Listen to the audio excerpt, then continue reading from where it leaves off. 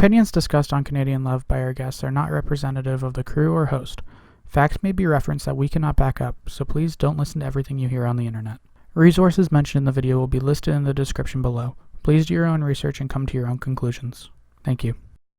What's up, Canadian Love? We are here today at a fantastic event, Junction Wrestling's Brewtality. Brewtality because it's also sponsored by breweries, Shacklands Brewery, Junction Brewery, and the Reinhard Brewing. And these breweries have come together to help out Junction Wrestling to throw an event to raise funds for the Hockey Association for developmentally challenged, for Team Gladiators, which as someone in a Roman toga, I totally feel that. Go Gladiators, go! So they're here to raise funds. It's a free, family-friendly event, and people with developmental challenges should deserve to play hockey too. It just takes more resources to get them on the ice. So that's why this event is so important. And what is a better way to show Canadian love? So we're going to watch some wrestling. There's some pretty sick matches from some people who I'm really intimidated by. And then we'll try to catch some of them for a little bit about how they're showing their Canadian love today, right here, right now.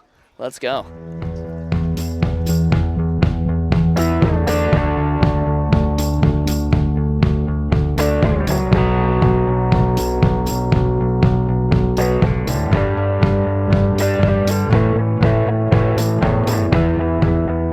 So Andrew, you did this entire show. You ran this event. This is your baby. You could call it a baby. I think it's grown into a toddler at this point.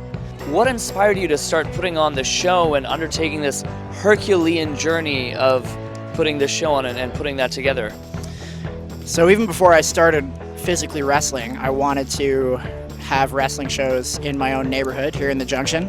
I live on the other side of the Beerlin Wall, which you can see in the back end of the ale yards here. Yeah. And yeah, it was as far back as 2013. We had scouted 3030, where we had a show finally in June.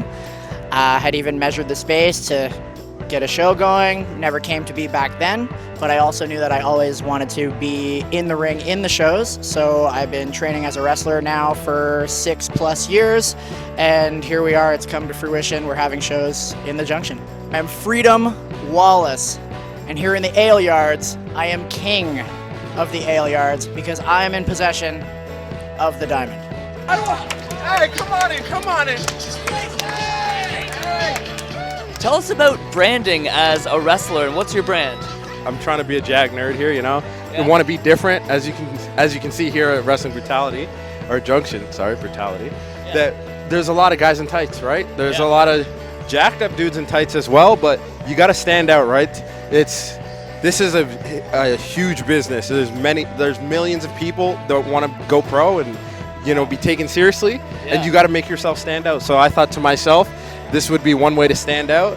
Everybody likes guys like Urkel, and I got a little kid and play vibe going on. So I tried to give it a little bit of my own swagger with it by being, a bigger guy and going after, things I liked. And those were always shows that I watched when I was younger. So I was like, heck.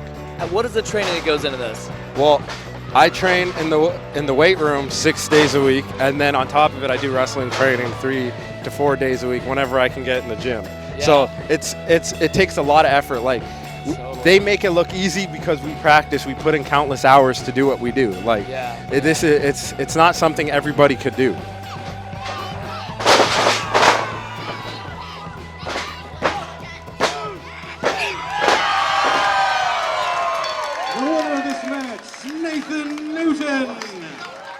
You're just a great fan. You're in there getting people pumped up. You're in there cheering. Absolutely. How long have you been a wrestling fan?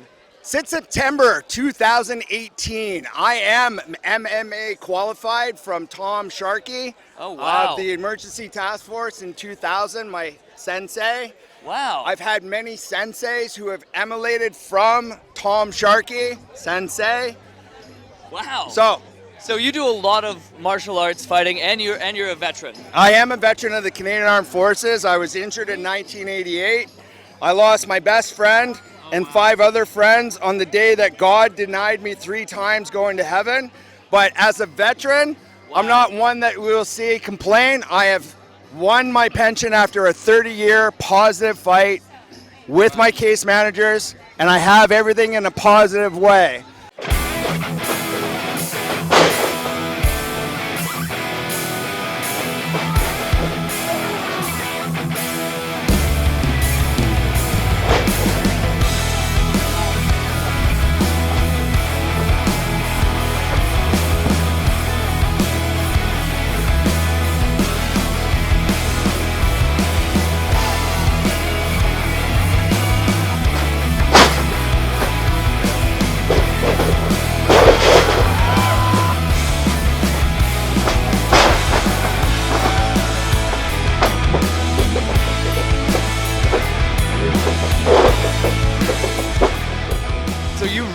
lean into this like Nigerian prince immigrant thing. Yeah, pretty much like coming to America. Michael Blackson, whatever you want to call it. That's pretty much the gimmick like that. And like this guy doesn't have papers for the country, and he asked for like green card even though he's in Canada. And then I don't think we do green cards in Canada. So, yeah, and one of my best catchphrases is the only green card I have is presto. You know, so, yeah. It's really cool how deeply you've thought out this persona and this brand and this story. It's actually very ironic too, because I actually work in the immigration courts. Yeah, in the Superior Court of Canada. I actually work in immigration. So we're here with the Drunken Master. Great fight today, Drunken Master. Okay, it's okay fight. It was a solid 6 out of 10 fight today. Got it. Do you like have to drink before you fight? Like it's your power, or like? Like it's not like I need to or anything, but like okay, so like it helps. I don't need to, and I definitely could go without it, but like I like it, and I just like. That's what life is, right? Like you just do the things you like, because why wouldn't you do the things you like, right? Did you want to get into wrestling, and then you're like, I need a brand, I'm gonna do this Drunken Master, or were you like the Drunken Master first, and then you were like, what can I do with this amazing persona? I'm gonna get into wrestling. So actually, fun fact, kind of racist, but yeah, I did a bunch of kung fu as a kid because I saw this movie called Once Upon a Time in China. And it opens with like, I don't know if you guys have seen Once Upon a Time in China. Yeah. If you're on YouTube, you should YouTube the opening. It's like a bunch of monks, and they get up at like the break of dawn and doing like kung fu on a beach. And there's this guy screaming about how you gotta work hard, and your blood will turn like the heat of the sun. And I was a kid, and I was like, oh, that's amazing. That's the coolest shit ever. And so I used to do kung fu as a kid. Nice, yeah. And I did kung fu for like 3 years because I was like, man, at the end of this, I'm gonna be like the best murder machine that the world has ever seen. I wanted to combat stereotypes beyond just that. Not, I wouldn't say like, I don't want to say like, oh, I'm doing it for the race and things like that, but I think just as a person. And I think that's what we owe ourselves to try and create something different.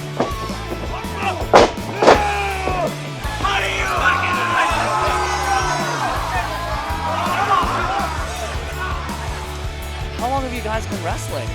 I've been at this last year in April is when I started. Okay, wow, a year in. Yeah. Woo! Is that like relatively fresh, or is that like? It's definitely relatively fresh. Yeah. Okay. What do you think of getting into the process a year in so far? I love it. I get to show off and show out and prove that I'm the sexiest one out there. Woof! So, Crimson Amy, tell us about what brings you to wrestling and who you are as a wrestler. So when I was a little girl, I always loved wrestling. My inspiration was Eddie Guerrero, and I just decided to one day just get up and follow my dreams. And the reason why I do wrestling is to inspire little girls so that they can know that there's someone that they can look up to, so that if they look at it every day, they can be big and powerful, and that they can do whatever they want to dream of. Yeah. How is it being a female indie wrestler? Like, what's that like? Well, I'm able to kick ass and basically make a name for myself. Yeah. And basically, if I have to kick guys' butts or to show that women are powerful too, and it's not just a man's industry, it's a women's industry as well. Yeah. Nice, and you've been doing that, but very, very well. Yeah, so I play a character who's a villain. So my real name is Martin. I'm not Spanish at all, but that's what makes. I'm trying to learn Spanish. I like going to Colombia and all these countries a lot. So. I like the Spanish culture, and I just thought, why not make myself a lover? Because everybody wants to be a lover, but they hate a guy that talks about it, right? So I got the long hair, I look like a jerk, so I figure it's easy to be hateable, because it's more fun to be hated. Anybody can, pander and try to be liked, but it's so much more fun to be hated. It can be a lot of fun. So once I get in the ring, my motivation is to honestly entertain and just kind of cheat and have a good time, and to show people that, it's fun to be bad. I try my best to treat this as athletic improv. Like, obviously you plan your matches out, it's not a big surprise to anybody. Yeah. Well, I mean, you have to do some planning because you're doing things that could murder a human if you... Yeah, so you have to make sure you're able to take moves safely and to give moves. Yeah. And then the rest you try to improv. Like today was a bachelor party today, so I figured why not play off them and make it exciting.